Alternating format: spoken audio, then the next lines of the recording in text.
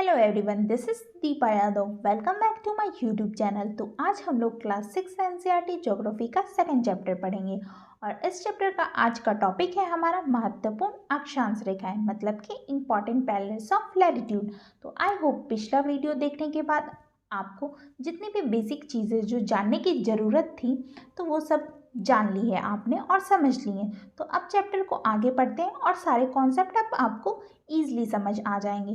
तो टॉपिक हमारा क्या है? इंपॉर्टेंट पैरेलल्स ऑफ लैटिट्यूड, मतलब कि महत्वपूर्ण अक्षांश रेखाएं। तो मैंने आप लोग को ये भी बताया था ना कि जितने भी लैटिट्यूड्स हैं वो पैरेलल हैं एक दूसरे के। मतलब जहाँ मैं लैटिट्यूड का यूज़ कर रही हूँ, मतलब समझना कि मैं अक्षांश रेखाओं के बारे में बात कर रही हूँ। तो मैंने बताया कि जितने भी अक्षांश रेखाएं हैं वो एक दूसरे के क्या है, समांतर रेखाएं, समांतर हैं। ठीक है। तो जैसे मैंने बताया था ना कि ये यहाँ पे 0 डिग्री विषुववृत्त हो गया और ये नॉर्थ में 0 डिग्री के ऊपर नॉर्थ में मतलब उत्तर में, और ये 0 डिग्री से नीचे ये दक्षिण में। ये क्या है? ये दोनों लैटिट्यूड, मतलब कि दोनों जो अक्षांश है क्या रहेंगे, ये एक दूसरे के समांतर रहेंगे। ठीक है, पैरेलल रहेंगे एक दूसरे के, 0 डिग्री के भी। तो यहाँ पे यही कहा गया है। ठीक, इतना समझे। चलिए फिर आगे समझते हैं। विषुववृत्त, विषुववृत्त मैंने बताया ना अभी कि ये बीचों बीच में ये क्या है, 0 डिग्री, इसे हम विषुववृत्त कहते हैं और जो कि एक काल्पनिक रेखा है।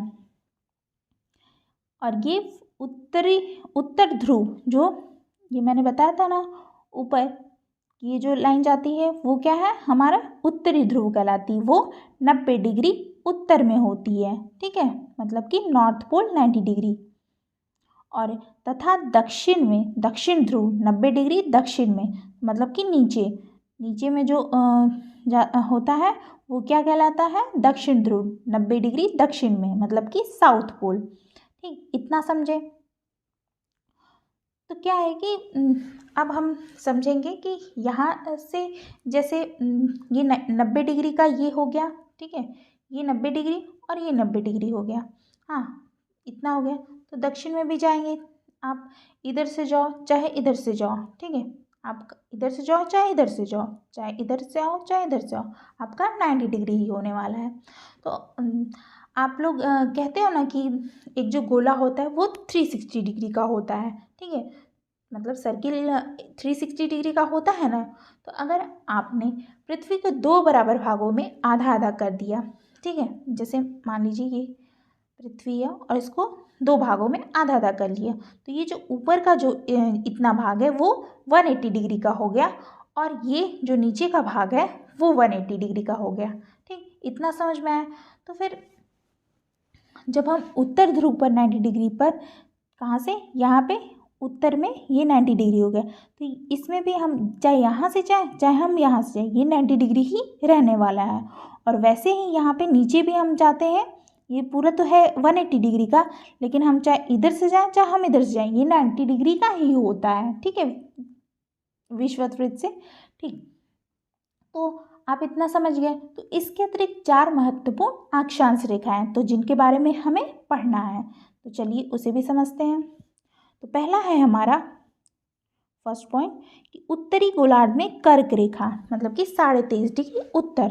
तो यहाँ पे विषुववृत्त हो गया और इसके ऊपर जो होता है वो हमारा क्या होता है, उत्तरी गोलार्ध होता है। ठीक है, बताया था ना मैंने, ये नॉर्थ हेमेस्फीयर और ये साउथ हेमेस्फीयर। 0 डिग्री से ऊपर वाला क्या होता है, नॉर्थ हेमेस्फीयर, मतलब कि उत्तरी गोलार्ध, और 0 डिग्री से नीचे दक्षिणी गोलार्ध, मतलब कि साउथ हेमेस्फीयर। ठीक, इतना समझ में आया। तो ये क्या है, कर्क रेखा है। ठीक है, उत्तरी गोलार्ध में हमारा कर्क रेखा 23.5 डिग्री उत्तर में।